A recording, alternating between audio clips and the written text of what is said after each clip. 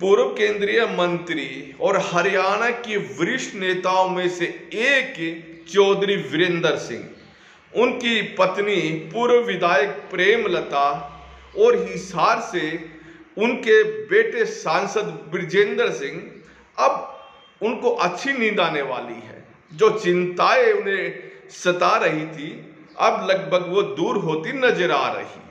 मैं हूं विनोद महिला, आप देख रहे हैं द मुद्दा।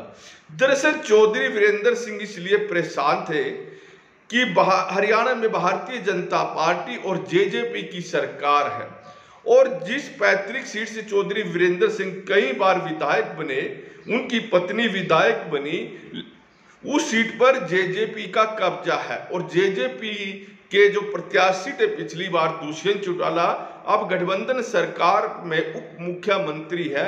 चौधरी वीरेंद्र सिंह की पत्नी को उन्होंने हरा दिया था करीब 40,000 वोटों से। और अब जेजेपी का और भाजपा का गठबंधन है और दोनों दल सरकार भी चला रहे हैं।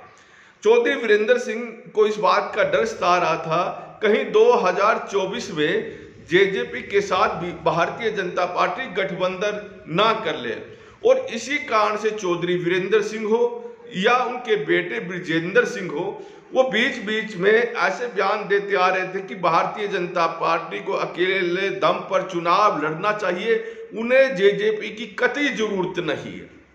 हालांकि जेजेपी उनको बयान पर एतराज भी जताती रही और पिछले दिनों तो दुष्यंत चौटाला जो भारतीय जनता पार्टी के राष्ट्रीय अध्यक्ष हैं जेपी नड्डा, उनसे भी मुलाकात करके आए थे और कहा था कि गठबंधन जो चल रहा है वो सही चल रहा है और भारतीय जनता पार्टी के कुछ नेता ऐसा बयान दे रहे हैं कि 2024 में जेजेपी के साथ गठबंधन नहीं करेंगे। इससे उनके समर्थकों में भी निराशा आ रही है और इसका मैसेज गलत जा रहा है। हालांकि हरियाणा के जो मुख्यमंत्री मनोहर लाल और जो प्रदेश अध्यक्ष हैं ओपी धनखड़, कुछ बयानों इस तरह के बयान देने से बचते रहे। खैर, ये आपस में इन लोगों का चल ही रहा था। आज उचाना के अजींद के अंदर एक कार्यक्रम था और इस कार्यक्रम में जो पार्टी के प्रदेश प्रभारी हैं विप्लव देव, वो भी पहुंचे हुए थे और उन्होंने आज एक बयान जारी कर दिया और बयान के उस सम्मेलन में उन्होंने कहा कि जो प्रेमलता है वो अगली विधायक है और भावी विधायक उन्होंने बता दिया। इसका मतलब क्या है? राजनीति में साफ तस्वीर है। भावी विधायक बताने का मतलब है कि प्रेमलता ही भारतीय जनता पार्टी की प्रत्याशी होंगी। जब प्रेमलता भारतीय जनता पार्टी की प्रत्याशी होंगी तो इसका मतलब साफ है कि गठबंधन जेजेपी के साथ नहीं होगा। यह तस्वीर साफ हो गई है और विप्लव देव के बयान को हल्के में लिया नहीं जा सकता। कहीं ना कहीं उन्होंने यह बयान जो दिया है, ये सम्मेलन में जो बोला है, वो कहीं ना कहीं ऊपर से भी उन्हें लग रहा है कि भारतीय जनता पार्टी जेजेपी के साथ गठबंधन नहीं करेगी।